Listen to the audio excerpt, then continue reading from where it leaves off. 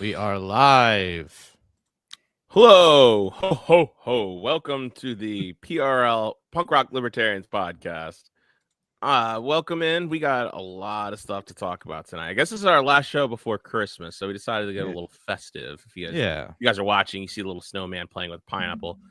Looks like he's about to have like some type of wife exchange type of thing going on there. He must be on Epstein's Island. No, this is consenting. The pineapple resents consenting adults. It would not be. Oh, okay. Not Epstein's Island. Okay. I need to get with your swingers. Yeah. What do you hang out on your door if you're like your kids are for swapping? I mean, some kind of weird. Sorry, dude. I don't know. I'm just kidding. I don't know. Wow. Ooh, dude, you're gonna go right in with the anti-Semitism. Yeah. I'm sorry. It's Hanukkah, man. I know. Hanukkah, dude. Happy Hanukkah, Jared. Happy Thanks, Hanukkah. guys. Thanks, guys. Yeah. Yeah, there was a big fest at the White House. Did you see that? No. Yeah, the big thing. It was a huge, like. I've been noticing. I'm sure you noticed. Did Hanukkah Zombie make an appearance? What's Hanukkah Zombie? What's Hanukkah Zombie? From Futurama? Yeah. Nah. Oh my God. What time period are you guys from? I don't remember Hanukkah Zombie. I remember like the Santa that like tries to kill everybody. Hanukkah's there was Like a whole cast of characters. What is it? The robot Santa that like tries to kill everybody with his bazooka. Yeah. Hanukkah Zombie. I think Hanukkah Zombie actually flew like a TIE fighter with like Star of David's panels. I gotta go back and watch Futurama. We gotta find this out. We gotta find this out for the show reference. But yeah, speaking of Hanukkah, unfortunately, Australia, and that was the Bondi Beach shooting that happened there. That was, what day was that? Was that on Sunday or Saturday? Let's see. I think I was like forever ago, to be honest with you. Yeah, I think I was out of town, so probably like Sunday, man, or maybe Saturday. I don't know. So, I mean, there's a lot to tackle there. I mean, obviously, you've got all these conspiracy theories popping up. I just want to say it's good to see a father and son doing something together these days. That's rare. It's rare. Even if it's shooting Jews, I'm just glad they're doing something together. Okay, I've only seen the relative memes. So, yeah, was it a father and son massacre? That's what I've heard that. And one of them, there's so much disinformation. Now, do they have ties to the IDF? That's what I heard. And then also that's so stupid though. Like everyone's like, "Oh, he's an IDF." How do you know that? Like, how do you know? Because unfortunately, my entire life it's always them. Okay, like I can't. It's not my fault. All right, they're always doing some kind of false flag, some kind of bullshit, and whenever there's some kind of like, oh my God, it's anti-Semitism. It's your default assumption, right? It's start there, and we'll work our way back. I mean, but to me, yeah, I mean, like those things are definitely worth discussing. But I think the biggest thing to point out is just this is kind of a death blow to one of the biggest gun control arguments I've always heard, which is, when you point out like, okay, New York is like heavy gun control, right? But they still have tons of gun crimes. Well, people will say like, oh, it's the surrounding states, right? Like people are bringing them across the lines. But here you have Australia that has the strictest gun control in pretty much any country on the planet, is literally an island in the middle of the Indian Ocean. Yet still, somehow. But it's not that far from Antarctica, which has no gun control. Right. Okay. Yeah, ice wall. There's no gun control at the ice wall. So, I mean, it depends on what side of the wall. So where do you go from there? Like, oh, well, I guess we've got to just completely eliminate guns. Just can't like. I mean, this is where the dear friend of the show, Kate from Australia, has been on the front lines as one of the slim minority standing up for the right of self-defense in Australia, has been completely vindicated, right? Like, oh my God, the poor people were defenseless. The cops literally hid. Dude. Okay, like Uvalde school shooting hid. Okay, the cops are cowards. We all know this. This is not a question. Especially, Okay, but then you disarm the people. You're making them sitting ducks.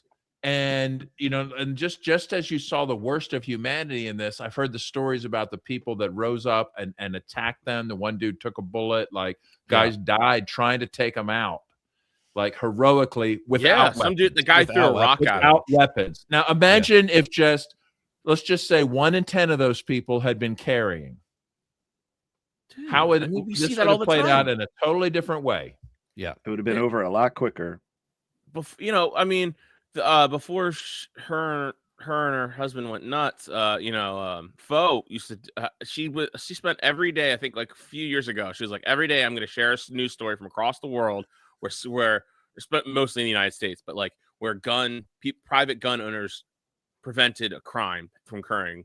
It happens millions of times a year. You just don't hear about it because you never hear about it because there's no crime. Unseen. Right. Yeah. I mean, yeah. Like, and it's also like it's a deterrent, right? So like, there's so many like non-crimes that never happened because somebody thought twice about it. Like, well, it's probably not worth the risk of like maybe somebody fucking pulling out a gun. Who knows how much that is? Well, like, I'm not going to break into that house because they might be armed and I'll die.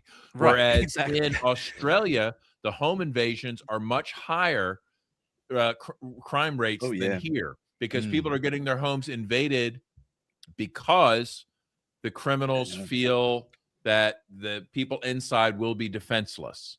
I remember when I was stationed, when I was maintaining Empire in England, and this was 2004 to 2006, and I worked with 2 British civilians in my shop, and they would tell stories of just like brazen break-ins, home invasions during the day. Like criminals don't give a fuck. So like old people are just just watching the telly. In the house. I'm just watching telly, having a spot of tea, and like see they're breaking in and stealing shit and just like dashing, and that's it because they know. Imagine if Granny had a small, like revolver in her recliner. It just blew my mind because I'm just like, wait, not in the middle of the night. No, broad daylight, people are home, they don't give a fuck because they realize like I'm not going to beat any resistance or the likelihood that I will, because it's so restrictive in England. I can't imagine. I mean, how restrictive Australia is now on any type of firearm or the hoops you got to jump through. So how many legal gun owners are like, you know what, it's really not, unfortunately. And that's a sad part when you have to make a choice. The problem is you want everyone in your neighborhood to be armed. It's not just enough that, eventually, if you try hard enough, you can be armed. As many of your neighbors with weapons is possible is the goal, right? Because like there shouldn't be any barriers to self-defense. If 50%, let's just say if 1 in 10 people, 1 in 10 of your neighbors is well armed and trained, okay, that's going to be basically nullify crime in the neighborhood. If 50% are armed, there's going to be zero crime. Who's going to break into homes when you're going to be faced with a shotgun? Even by a little old lady. You're climbing through the window. She's got a shotgun. How's that going to go? Like, reconsider. Get on welfare. Smoke crack. Go to the beach. Like, steal catalytic converters, like something. I'll save it for the after hours, but that's a story for the after hours of people resorting to stealing things. But I'll talk about that in the after hours. Well, and then I think the other angle here, and this isn't to victim blame or say like anyone obviously deserved any of this, but there is a blowback element to this, right? Mm-hmm. There's a blowback element of, the more you create, like if these people were actually ISIS or Islamic State or whatever, the more you create these kinds of people via Palestinian genocide, via fucking around in Syria, via fucking around anywhere in the Middle East, right, the more likely. You're saying, what if they really are? Let's just go by the official. It's not a false flag. Like, wow. Like, even then. I mean, if I were to carry out a false flag psychological operation having gunmen, I'd probably want to carry it out in a place that has the least likelihood of resistance. But let's just go where Jared's going. You know, they've been fucking around for a long time over there. It's been over 2 years running now since, what was it, October the 7th? And we've talked about it. It's inevitable that something like this eventually, unfortunately, might happen. Yeah. I mean, you're making the world less safe for Jewish people by doing this shit. Well, we're told by the ADL and by Netanyahu and by others that anti-Zionism is anti-Semitism. So if you're against what's going on in Gaza, you hate the Jews. Okay. They're the ones saying that. They're the ones saying this is Judaism. They're the ones that are putting peaceful Jews in danger, right? By conflating their political and their warmongering and their colonialism with Judaism. It's a horrible crime against Judaism. Yeah, totally. Exactly. Yeah. Chad, we need to go back and clip what you said, and then maybe, I don't know, maybe some $7,000 might show up. But don't watch the rest of the podcast because we're about to go. Yeah, just send them this clip. Just send that clip, and maybe, I don't know, maybe just check the account. But you know, I think don't watch the rest of the podcast because we're about to go down some rabbit holes here. I mean, the important takeaway from this, however you look at it, is that an armed population is harder to false flag. Yeah. Because, but things are looking like podcast title. But things are kind of looking like this might be a false flag, especially the media circus that has been created by this event. And I guess maybe, Jared, if we want to pull up this individual that just happened to be at this event. So this guy survived. Coincidence. Just a coincidence. He happened to survive October the 7th as well, and just recently moved to Australia with his family. Just within, I think he even says it in this interview. Now he's the individual anti-Semitism in Australia. To fight. Oh my God, anti-Semitism is out of control in Australia. Pack the bags. We're going out there. We're going there. And this guy is like their TED Talk. This guy is their guy. This guy is the front man. He's some intelligence asset. Who knows? But he has a degree in theater. I'm trying to pull it up. Yeah, but he just happens to be there. His name's Arsen Ostrovsky. And probably seems very crisis actor-ish. Very, how did you just happen to end up here? And you survived October the 7th as well. It just has a string of bad luck. So things, I don't know. Things are a little off with a lot of these videos that are coming out. A lot of the media reaction to this. But here we go. So he survived the Hannibal directive. I was here with my family. It was a Hanukkah celebration. There were hundreds of people. There were children. There were elderly families enjoying themselves. Children, kids, at a festival, playing, and then all of a sudden it's absolute chaos. There's guns, fire everywhere. People ducking.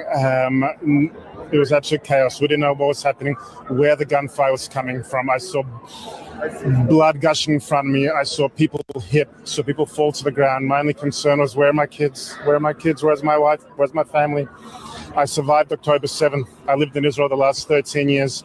We came here only 2 weeks ago to work with the Jewish community, to fight anti-Semitism, to fight this bloodthirsty, ravaging hatred. That's why you're here. That's why I'm here.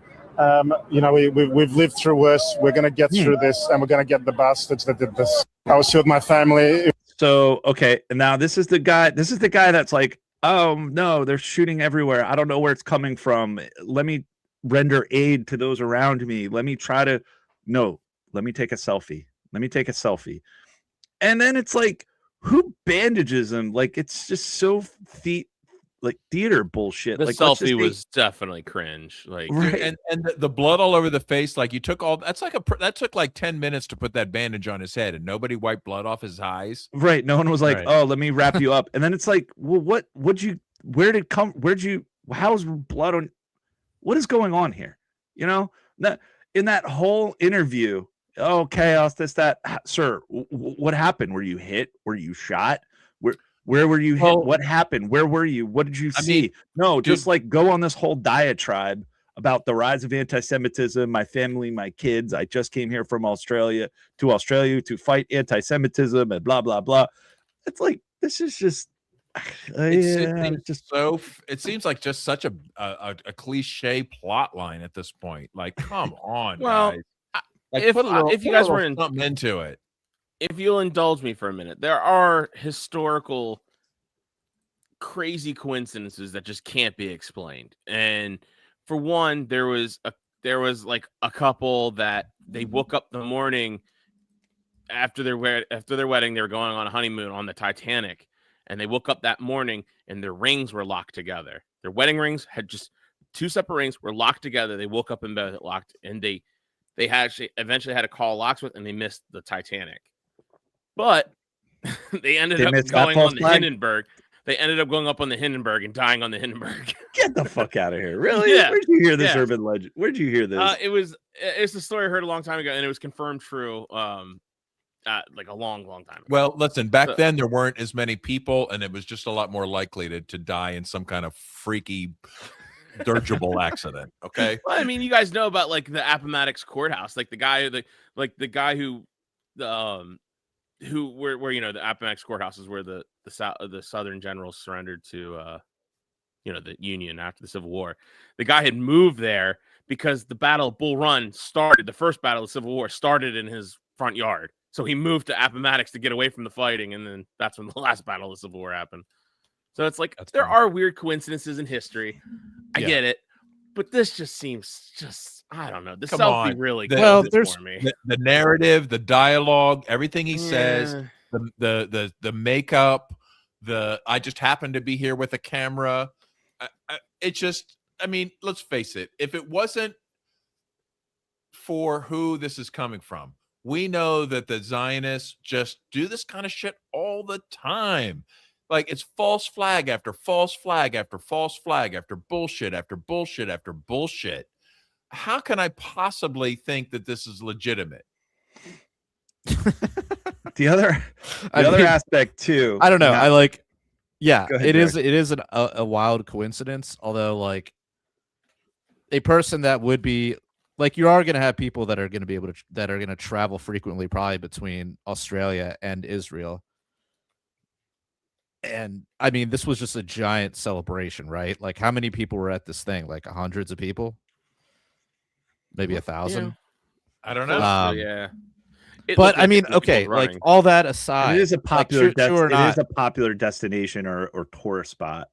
Yeah. And all that aside, I mean, even if we take it at face value, I mean, this dude's clearly using it as his own propaganda, right? Oh, and I don't believe that blood. I mean, he definitely dressed that shit up for sure. That much seems. I mean I wasn't there, but it certainly seems like he's. There's videos of him prepping for that interview and this selfie now. But was he shot, or did he like trip and fall and hit his head and be like, "Oh no"?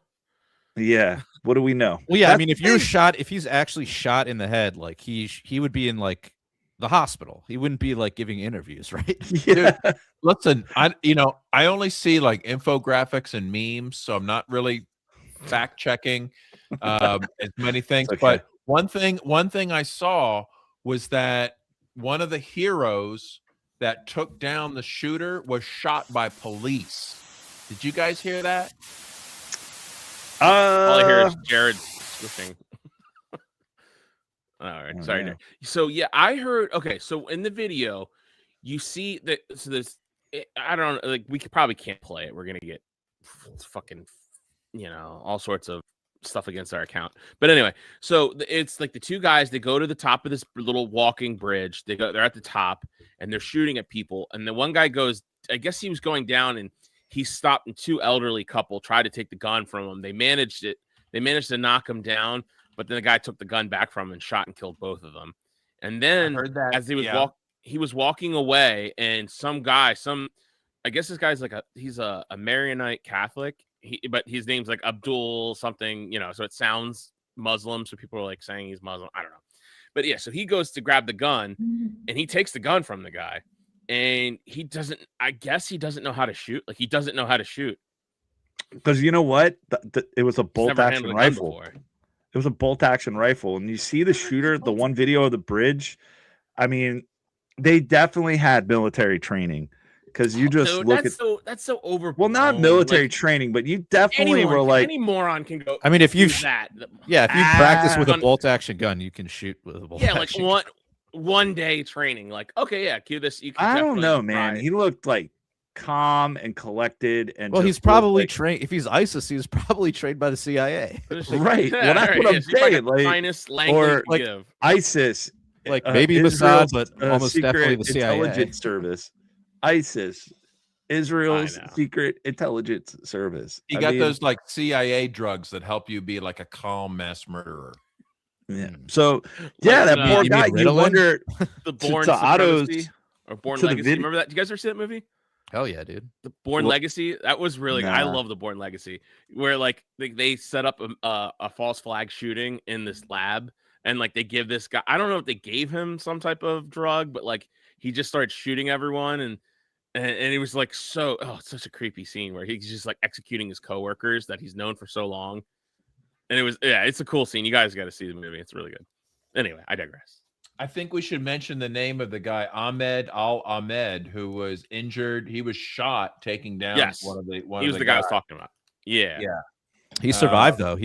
I think he's going to be out of the hospital this week. But I don't know if the cops shot him when he picked up the gun or the other guy on the bridge shot him in his arm.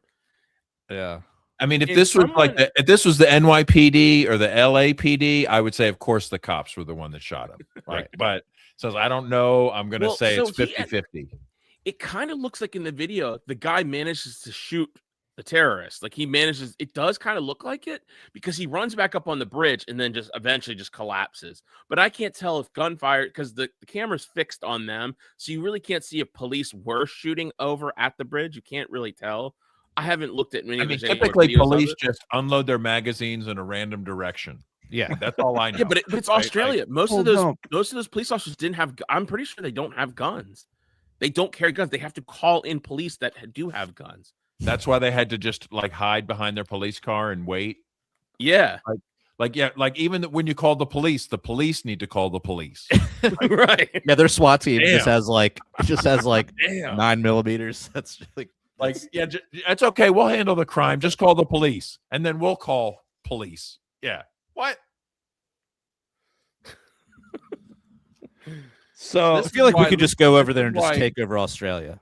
This is why I feel like Kate. I feel like we just get a bunch of Boogaloo boys, like 30 Boogaloo boys, and just go and just like take over Australia. It shouldn't be right. Well, they're allied with the United States. They've got like nuclear weapons and are nuclear powered aircraft carriers and shit. So they're not going to nuke themselves. Joe Biden did threaten to nuke us. What? Chad, you want to pull up this video? So this is an Australian podcaster, Amy Dangerfield, and it was like a whole clip, and she's breaking down the whole shooting, the quote rise of anti-Semitism that was thrown out there prior to this shooting, and then it happening, and then just a lot of the false flag. So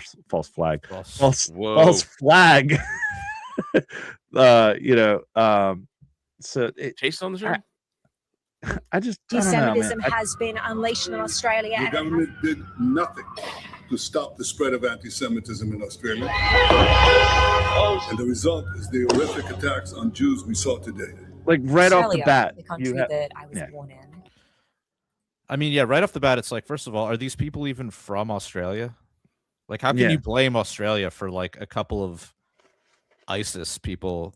Yeah. Coming like over when you have a sitting president right off the bat, that's when it's like false flag. Just like 9/11, within like, the buildings just collapsed, and in a couple hours it's like Osama bin Laden, Osama bin Laden, Osama bin Laden, Osama bin Laden. It's like it seems like an op here, but let's continue. Just experienced what is being called a major terrorist attack on Bondi Beach. The official narrative is that this was carried out by 2 Islamic extremists. But over the last 24 Right hours, wing. a very large portion of the internet has been calling this something else entirely. False flag. False flag. Was this a false flag attack? Because when you actually look at the details, the official story does not sit cleanly with the evidence that we have so far. There are far too many inconsistencies to ignore. And we're talking about everything from delayed police response time. 20 minutes was 4 policemen there. Nobody gave fire back. Google search trends spiking. Yeah, out they of don't have television. guns. Yeah, Days pause that after real the quick, Jared. attack. It's almost like it was planned, right? The video is 10 minutes long, and it's after the shooting starts. That or are you talking about the Google search, like the search? Oh, history? Google. I'm talking about how like the video starts, and it's 10 minutes of them just shooting, and there's no police response. It's just 10 solid minutes of them just shooting at people and nothing happening. So it's like the police response was so bad.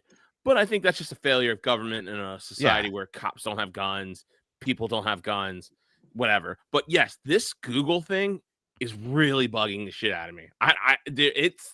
Go on. It's bugging me that people don't know how to spell Australia. Look at that. That's Australia. public schools. All right. And a so-called random victim who just so happens to be a high-level Zionist strategist, ranked among the top 50 in the world, actually. And my only concern was where are my kids? They rank where are them? my kids? Where's my wife? And then he comes on camera. He's the first on camera. They've got him all bandaged up. That's strange, though. Nurses or someone would generally wipe some of the blood off your face first, not just actually have it all smeared all over your face for drama. Who also survived October 7 and moved to Australia just weeks ago to combat He's a human rights anti-Semitism. attorney. In his own bio, he describes himself as a Zionist strategist. So the obvious question then becomes, what exactly have they been strategizing? Now, what kind of strategies do Zionists use? Is it often bullshit?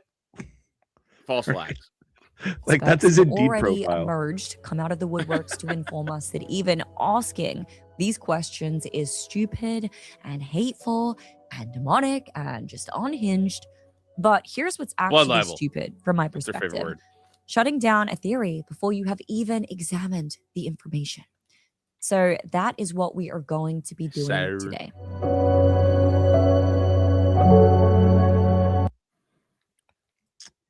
Yeah, Amy Dangerfield seems a little off. Things seem a little off now. Yeah, I'm gonna have to check her show out. For no reason. She just got a great information.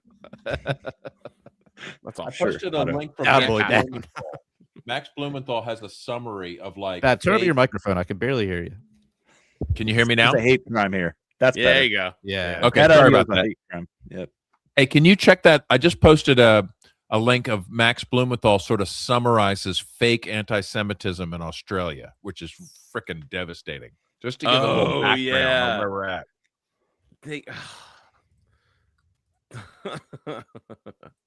Yeah, this is good. I saw this. Where is the sound? In order to advance Israeli objectives and to justify Israel's existence as a supposed sanctuary for the Jewish people. There's a fascinating investigation taking place in Australia. Australian police are investigating whether, quote, overseas actors or individuals are paying local criminals to carry out anti-Semitic crimes in the country. Prime Minister Anthony Albanese says anti-Semitic attacks are being, this is his words, perpetrated by people who don't have a particular issue, aren't motivated by an ideology, but are paid actors. He added, quote, it's unclear who or where the payments are coming from. The shadow Home Office minister from the opposition party wonders if, quote, a foreign government is engaging in state-sponsored terror. Well, it reminds me of something that happened at the dawn of the first Trump administration. There were thousands of phone calls and bomb threats to Jewish American institutions like community centers, synagogues.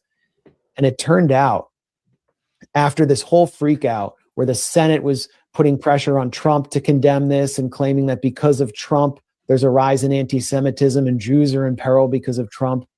It turned out that it was an Israeli teen who is a U.S. dual citizen in Israel who was making those bomb threats. An Israeli-American teenager was found guilty in Israel on Thursday of making about 2,000 hoax bomb threats against Jewish and other institutions in the U.S. during its rise to the U.S. presidency. The incident stoked allegations by some American critics at the time that the Republican contender was encouraging anti-Semitism and other forms of racism. So yeah, it definitely served that purpose, or freak out over anti-Semitism. Turned out an Israeli was responsible for much of it. Wow. But don't question anything. Don't question. Who would have an interest in creating anti-Semitism in Australia? Yeah, I mean, well, I wonder. The world may never know. Yeah, I don't think we're ever going to know. This is why I think it's really important that I think Qatar. Kate is doing God's work in Australia. Yeah, she is. I really support Kate and Axel and everything. Is not popular in Australia, and it's not. And like she's going up against some of the most tyrannical, insane, borderline retarded people. And she makes a great point. Like, half the people here in our country are at least like, oh yeah, guns, this is no big deal. Like, there's guns. Over there, it's just 99% of people are like, guns are the worst thing in the world. Like, what? Like, they don't understand. Like, they can't grasp the most basic concepts because they've been and then they'll hop onto American news posts on like oh Facebook, my gosh, I see them all the time. If there's a shooting, they'll be like, oh, this is just American shit. It's like, well, not anymore, bitch. Yeah, exactly.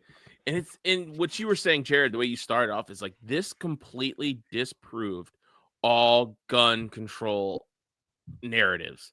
But instead, they doubled down and they came out immediately and were like, we need to enact more gun laws. Like, so we need to punish the people who didn't do this more. Yeah, because they're not focusing on the gun control. They're focusing on we need to do more to stop the rise of anti-Semitism. Well, are there any stories about how these guns allegedly got into? Right. This is the genius of government, right? Where every failure leads to more government. Instead of saying like that didn't work, instead it's like we didn't try hard enough. We didn't take enough rights away. Like, okay, like how's our machete turn-in program going? Like they have no like it becomes another vector. It's another vector of, oh, well, we need to crack down on freedom of speech, right? Right. We need to start monitoring social media harder because clearly there had to have been some indication that this was going to happen, right? There had to be some somewhere. We took away their guns and that didn't stop it. So we'll have to take away their freedom of speech now. And then, and it's just like, well, we have what freedom can we take away next? Yeah. And people go along with it. To me, that is the genius of government, where the failure becomes justification for more. The psychological operation too. I mean, just the whole that. Well, it's fear. Fear is a motivating factor. I mean, here's another example. Shifting to a different topic, we've got Trump here announcing that fentanyl is now a weapon of mass destruction. Oh wow! Watch out, Pfizer, or who makes it? Who actually manufactures fentanyl? Which company is that? Was it a Purdue Pharma, the Sackler family? Yeah. Today, I'm taking one more step to protect Americans from the scourge of deadly fentanyl flooding into our country. With this historic executive order I will sign today, we're formally classifying fentanyl as a weapon of mass destruction, which is what it is. No bomb does what this is doing. 200 to 300,000 people die every year. We know they have weapons of mass destruction. We know it. So we're formally classifying fentanyl as a weapon of mass destruction. Today, sounds familiar. Where have I heard this before? It's like, do those numbers seem a little? Are those wait numbers? A minute. Weapons of mass destruction. Wait a minute. It's like, yeah, what? Yeah, I heard this. We need better. Really? I'm not going to play the clip. That's the playbook you went for? The one that was like a literal joke of... Where's that meme you shared on it? Oh, my God. Or did I share that one? Which one? Oh, no, I shared you that shared one. it on Instagram. On Jesus. Yeah, I need to find that. But I also shared, I won't play it on here because I'm sure it'll get taken down for copyright, but the Jon Stewart clip. Oh, where he overlaid the propaganda from Iraq war to Venezuela. That was so good. And that was back when Jon Stewart was good. No, that was recently, dude. I know, but that was during the Iraq war was when he was good, is what I'm saying. That was Jon Stewart's period of just like, he would just go on his show and play clips of George Bush talking about his stupid imperialism, and everyone would laugh. That was the format. Yeah. But he loved Obama's imperialism, so that was the problem. Well, right. This was a different time period. Yeah, I remember. Well, he's back, baby. Yeah, but that was and what's really sad, it's some of the same characters. It's like, oh, here's Lindsey Graham. Here's Lindsey Graham again. It's all the same people. But yeah, that was it's the running with the same propaganda. They're running with the same talking points. And is it working? I don't know. Is it working amongst the normies? They love it. They're ready. They're ready for some of that sweet Venezuelan oil. Oh, bring it. I don't know. I mean, they're gonna do what they're gonna do, but regardless of, yeah, it's the same playbook. It's the same shit. But people are, it's just you capture people when they're scared, right? Like people are dying in the streets. People are homeless. Oh my God, there's roofers without permission.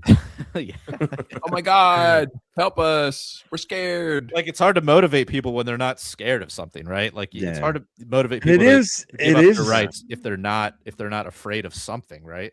I mean, it is a crisis. I mean, the fact that the overdoses on fentanyl, the fact that people are just, the heroin epidemic in this country, but they're never getting to the root cause of it. They're never gonna go after big pharma. They're never gonna get to the root cause or get to the source of it. They're never gonna hold them liable for this. Or if they do, it's gonna be just like chump change, just like Purdue Pharma and the Sackler family. I mean, for them, it was like that lawsuit, that settlement was nothing. It was a drop in the bucket compared to how much profit they made of, decades of misery of just like, oh, just up the dosage. Oh, oh, you had surgery. Oh, you hurt your back. Yeah, get on these drugs. And it's highly addictive. There's that angle of it, but then there's just also the angle of the whole reason people are doing fentanyl is because they can't get heroin, right? Mm-hmm. Yeah. It's cheaper. I still don't understand that. It's cheaper. How does that work? It's a smaller amount that you need. Like you just need basically like a fucking. Okay, so they say like a pinky, like on like a little tip that fits in your pinky, or a little bit that fits in your pinky, like that can kill you. So how the fuck does that work even? Let's just say it's not a free market. It's not a free market. I don't understand. I always feel like it's like a psyop or some kind. It's like this little bit will kill you. I don't know if it. Yeah, how the hell do they cut drugs with? Some of that shit is exaggerated, right? But like, I'm saying the only reason people are even bothering with fentanyl in the first place is because you can't just like freely buy the drugs that you actually want. The damn Chinese. Well, this is the truth. Well, I think one of the reasons they exaggerate the potency is every once in a while a cop gets found dead from fentanyl overdose, right? Oh yeah, and then they're like, he happened to be in the evidence. He just happened to be in the evidence room, but it's just because he handled it. He wasn't snorting it. He wasn't shooting it. He wasn't smoking. He was collecting evidence at the crime scene. He was a hero. He's a hero. Yeah. Otto, I sent you a message in the private chat. I sent you the code. Okay.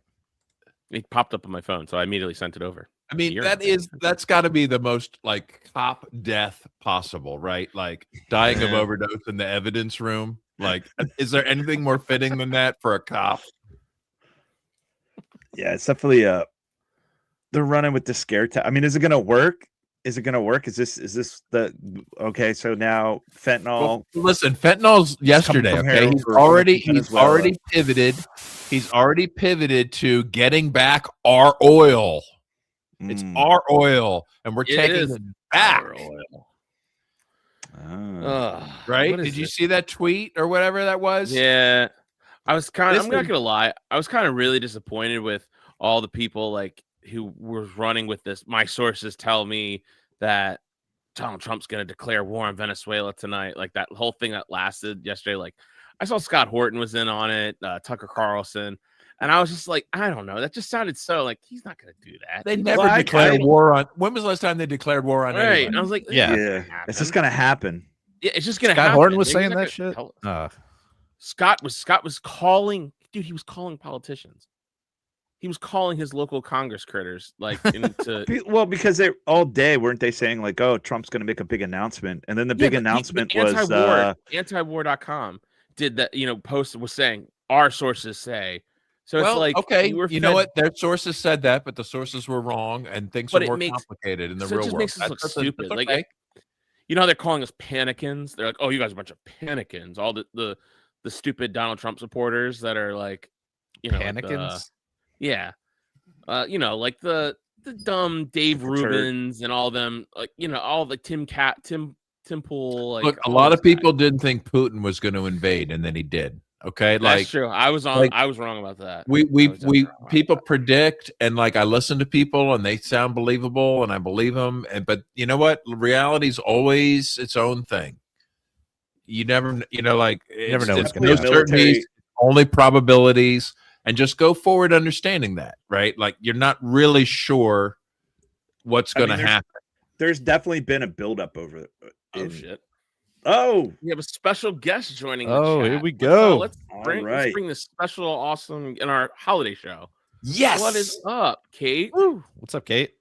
I am fucking wild.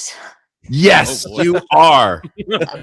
I am broadcasting from a undisclosed location. Is it James's undisclosed location? Maybe. James is harboring me as a fugitive, I think, but this is fucked. I am so fucking angry that these cunts went to our beach, Bondi Beach, the most iconic beach in Australia, 2 different religions. One of the cunts was a licensed firearm owner, shooting people on our fucking beaches over a war that has nothing to do with this fucking country. And our fucking government let these Palestinian Gaza freaks march around. Of course it was going to get to this point.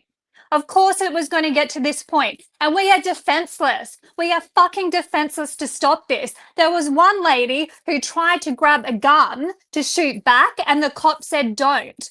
And then another cop hiding behind the fucking vehicle. They do have guns here, by the way, Otto. They do carry. They do. So I wasn't sure. Hiding behind a fucking vehicle while people are getting massacred on our fucking beaches. And you know what the government's... It's so much worse. You know what the government's doing now? Banning more guns, restricting how many guns we can have. We can only have 4 now. It's gone from 10 to 5 to 4. This is what they're doing. Hate speech. Can't say anything if you're not feeling safe in the diverse society that this fucking country has become. How's the machete turn-in program going? I don't think they got very many for the $13 million that they spent on these bloody bins. I know it's been hard for you down there. $13 million for like amnesty bins to turn in your machete.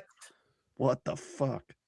This is what happens when you disarm the people. You have no way to fight back. I am fucking devastated. I do not recognize my country anymore. It's just completely gone. I am fucking devastated because I came here as a refugee from my grandfather who escaped fascist Italy for freedom and safety. And she'll be right, mate. Have a go.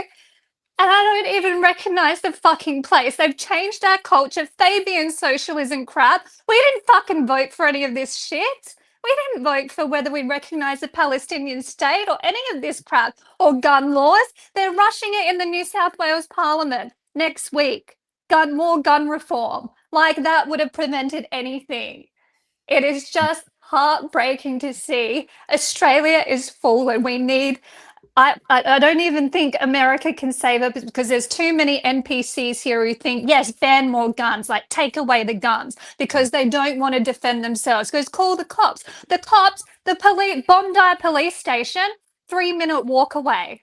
3-minute walk. It took them 10 minutes to get there. 10 minutes.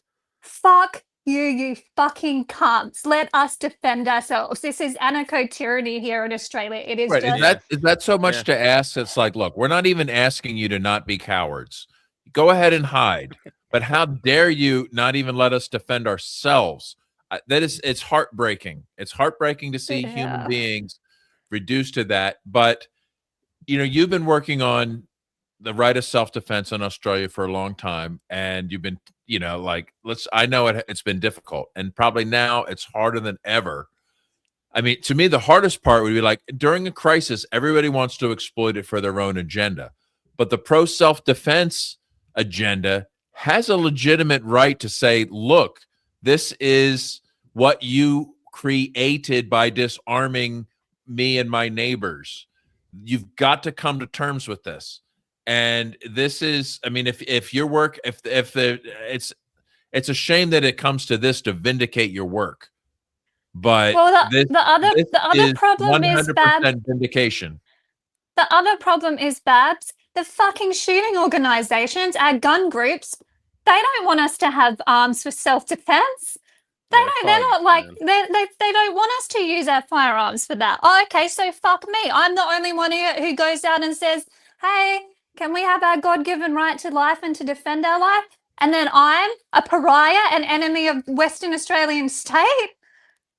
It's just, I need to stay in America forever. I cannot come back to this country unless I'm coming back with a militia and everything to liberate the place. That's I swear to God, I will send 3D printing for weapons. What do we have to do? We've talked about this, but I'm dead serious. I don't even care. I don't even like. Not yet, Babs. It has to get a lot worse before it gets better because they're all saying, yes, ban all the guns. That's what's the problem here. That's the mentality of the Australian people. So fuck it. I think it's time for forget the political solutions, stop asking permission, and people need to just start arming themselves regardless of whatever the king declares or whatever they say is allowed. People just need to, it's got to be mass disobedience and just arming themselves and being prepared. There's going to be another pandemic. There's going to be another false flag. There's going to be, who knows what the bullshit's going to be. But like, it's been determined that, well, these people are helpless. Let's try this on them. People don't want to defend themselves here. They want to rely on the state, even though they've seen the cops aren't going to save us. Well, it might be, you know what? It might be 1%. Let's just say it's 1%. Yeah. 2%, 5%. Okay. If 10% of your community says, fuck those bastards, I'm armed. Okay. 1 in 10 households being armed would be a significant improvement. What if 10% of the people on Bondi Beach had been armed and 10% said, fuck them, or 1% said, fuck them. I have a right to defend myself. 1% can make a huge difference. We don't need everyone on board. Like just every one person saying, screw them. I'm going to be armed. I don't care what the consequences are. It's my duty to protect myself and my family. Easy for me to say. I'm not subjected to those laws. I've got my own bullshit laws here. So I don't want to tell people that they should take risks that I wouldn't be willing to take.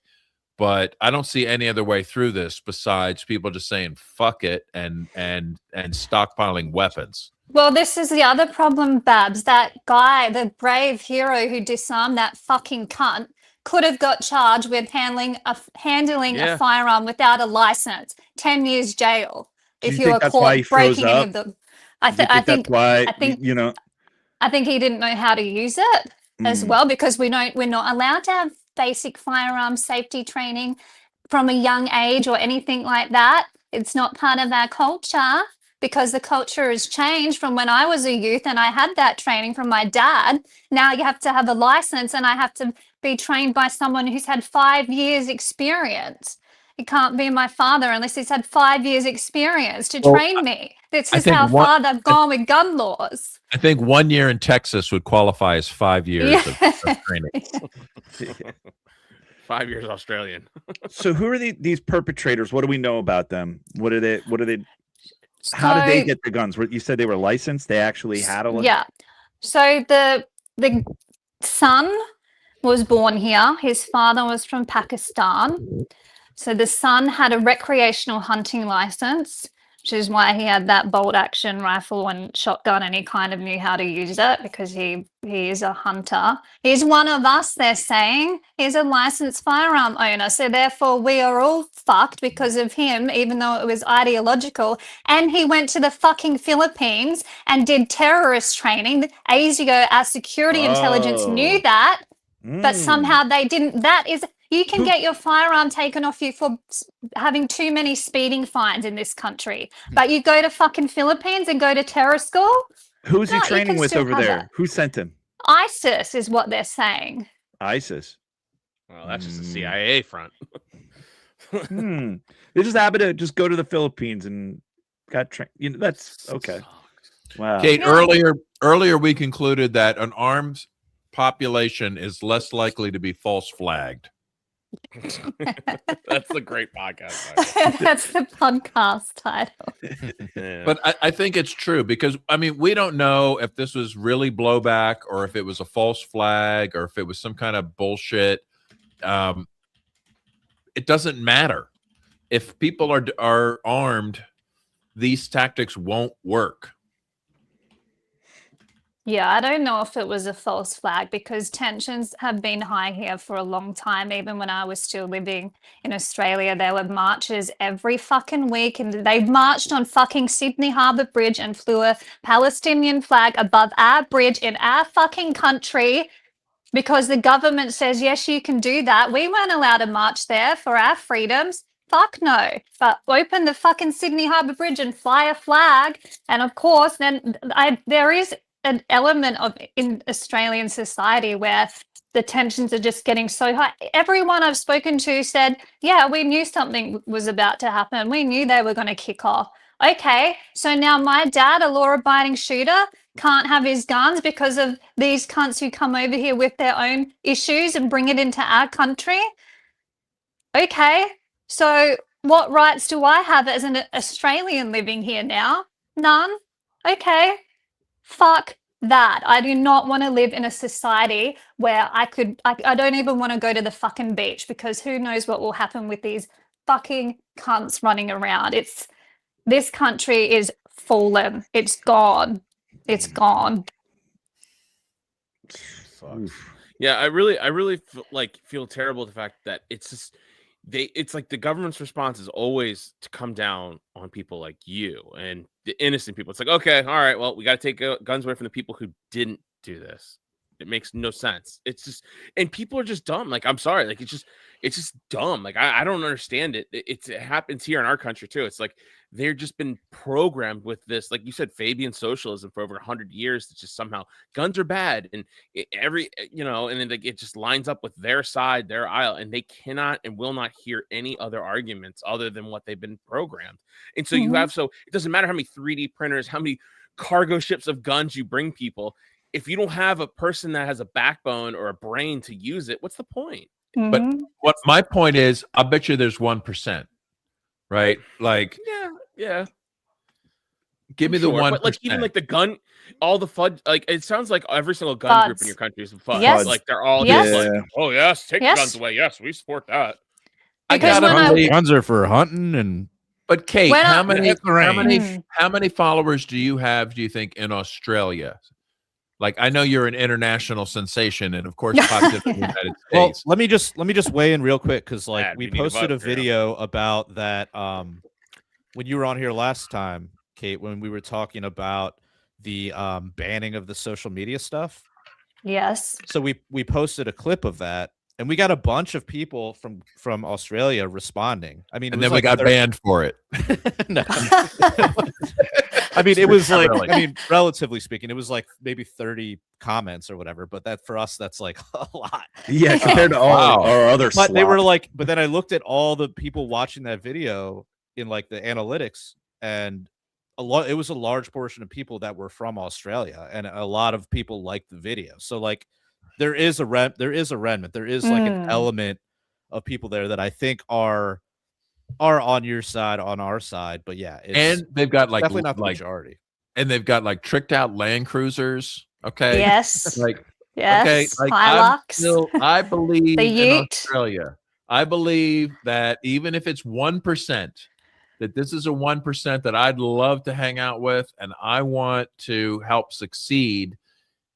We don't have to drag 100% along with us, right? Like all we need is a very small minority, I think, to do quite well. So I mean, if your work has been vindicated now in a very unfortunate way, and it could look like if you start taking advantage of that, it could look like you're just one of these other people trying to take advantage of a crisis, etc.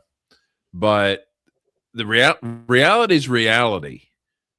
The right of self-defense keeps people safe, and when it's taken away, people will die. Like this isn't like super complicated. But they the leftists championed that shooting, immediately. So instead of coming to the logical conclusion that, oh, gun control doesn't work, it kind of makes you kind of just this sitting duck, they come to the opposite conclusion, which is always like the unprovable. Like they say, oh, well, if this was in America, then way more people would have been dead because fortunately that they only had to use bolt action. So therefore, more people would have died if it was like a fully automatic machine gun. No, like you hear that crap. Yeah, at least they had gun control, or 100 people would have died. Yeah. What? Exactly. It's like what? Well, I actually did a heartfelt post, and I used a photo of me on one of our beaches, and I was holding a 50 cal. And I got these panicked phone calls from my family saying, if you're still coming home for Christmas, I would take that down because under the laws, someone can feel threatened by that and report you, and then you can be charged with hate speech. So I had to take down my post, even though it was. Do we have that graphic? Can we throw that up here just so we can be banned in Australia? Yeah. I mean, it wasn't anything crazy, right? It was just a great image.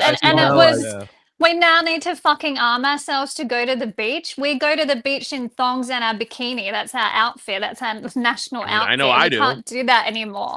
We can't do that safely anymore. And now the government is creating a further unsafe society by saying we can't even have pepper spray. All of that bullshit. Yeah. I was explaining that to my kids. Not that would have fucking helped. Yeah, but like they can't even own pepper spray. Like, but you know what? The courage of the people did come through in this event. Yeah. An old couple that I think died were hurling bricks, obviously physically outmatched, but still took them on and died trying. A Muslim man who took bullets and is recovering in the hospital right now, unarmed. Imagine if one of these good people had been armed. Dear God. You know, like this is so simple. Imagine these good people going, holy shit, I need to shoot that dude instead of throw a brick at him. Yeah. But the courage was there. The people were willing to rise up when the time came, but they were unable to because they did not have tools that they needed when the time came. Amen. Well, please pray for my country. My heart is broken. I don't think I'll be able to go back there ever again now.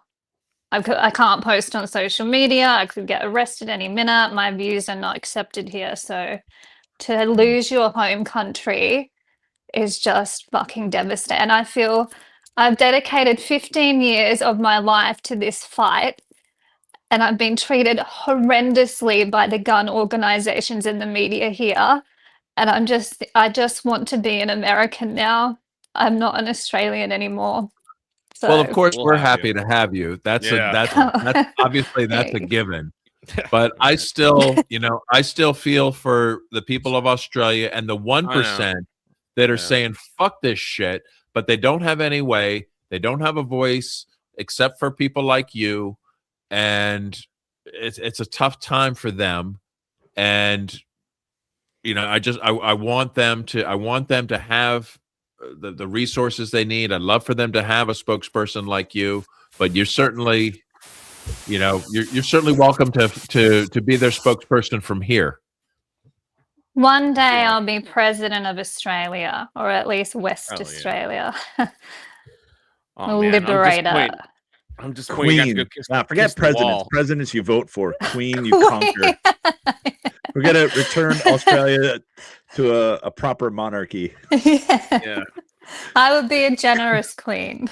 Yes. Guns for everyone. Drugs for everyone. You're gonna come back to the States. We're gonna assemble a crew and a couple boats, and I'm thinking Australia wouldn't. Yeah, like we said earlier, Australia wouldn't be that hard to conquer. Like I'm pretty sure that 30 Boogaloo Boys just send them over. Yeah, Boogaloo Boys. Well, we do have a big American military base called Pine Gap. You might know about it, Alex, up in Northern Territory. So that's where some of the nukes are. So if we can get the Americans to maybe from the inside. I can't say any of this anymore. I'm going to get fucking arrested or shot. I feel like we could use Kate to get access to the nuclear arsenal. I can be a honeypot. Like Kate, just like Kate, like bat your eyes at them, and then we'll jump them. Like I don't know what it takes. Can you show me the button?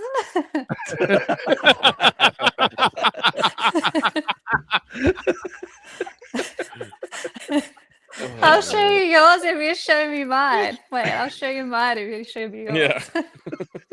You know what? I mean, this isn't even after hours or the Fed level or the punk rock libertarian pro level, but I'm down for any kind of this like subterfuge. Like, fuck them at this point. Like, I don't really have anything to lose. My kids are pretty much fully raised.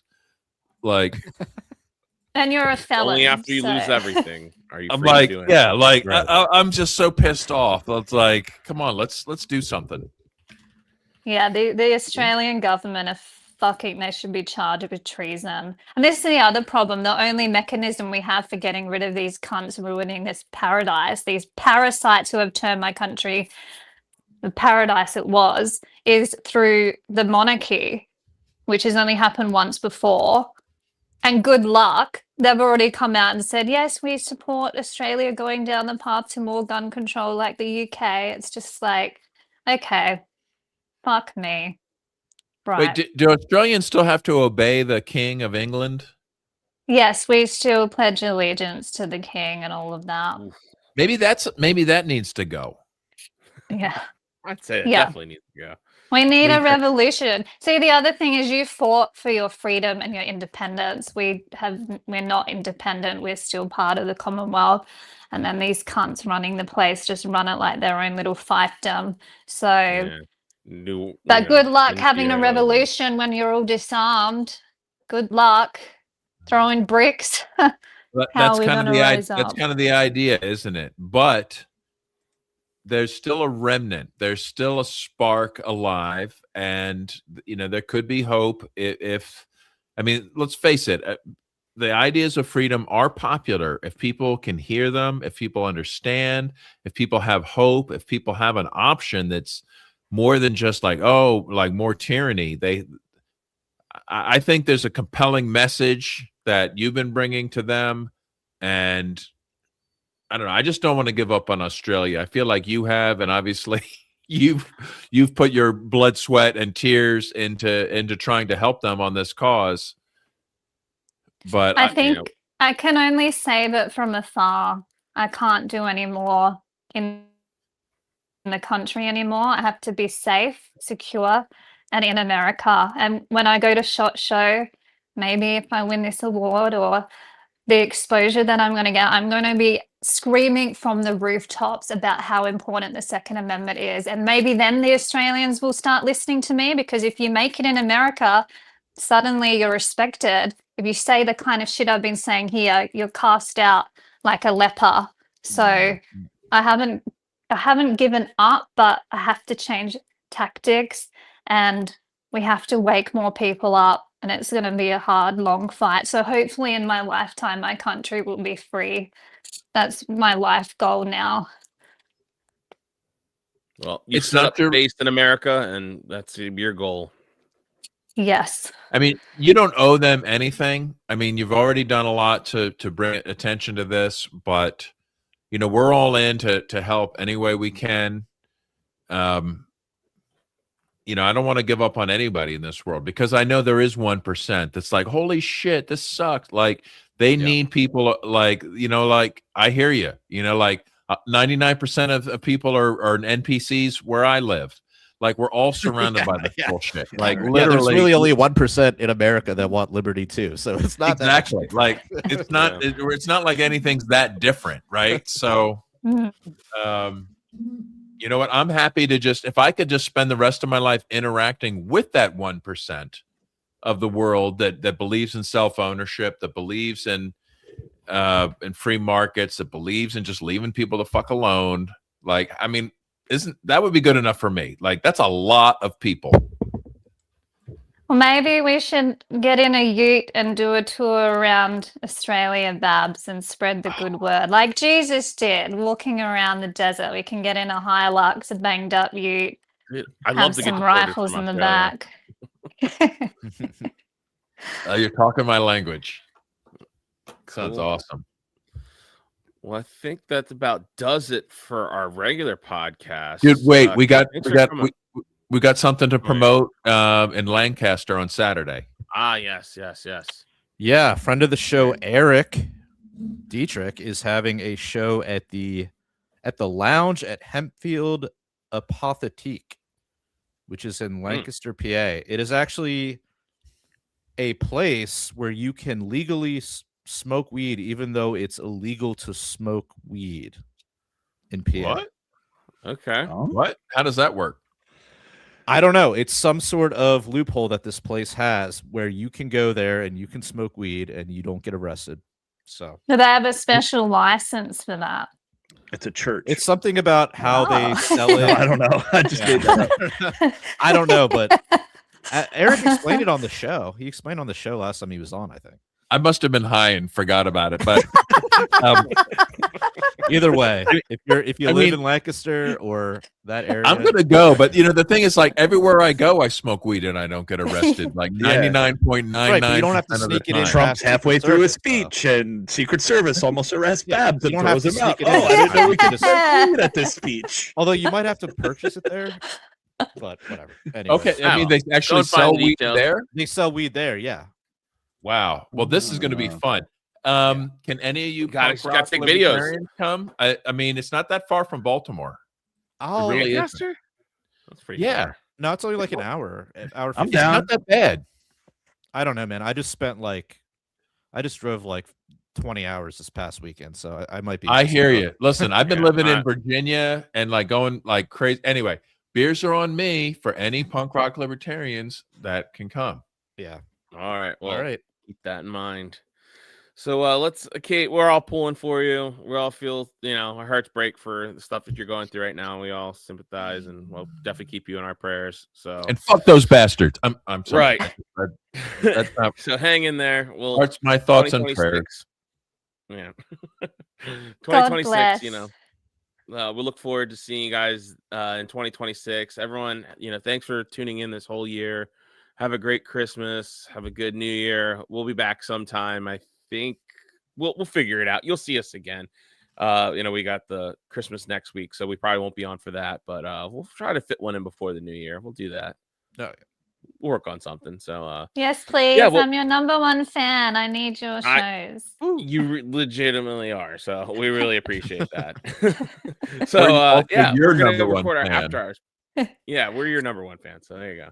We're going to record our After Hours podcast right after this. Go over to our Patreon, patreon.com/punkrockliberatorians. Sign up for as little as $3 a month. There's all sorts of different tiers there. We're hoping to get a good Fed level one once.